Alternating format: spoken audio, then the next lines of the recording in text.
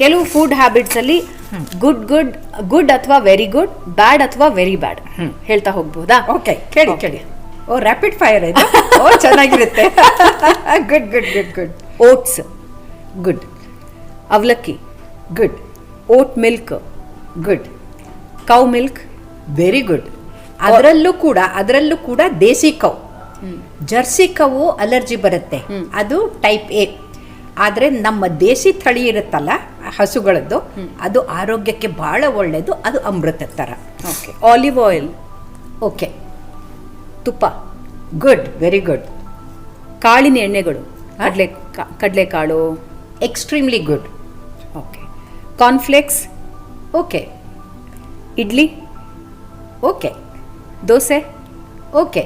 Okay. Bread not good. ಅನ್ನ okay. ಕಡಿಮೆ ತಿನ್ನಬೇಕು, ಸಿರಿಧಾನ್ಯ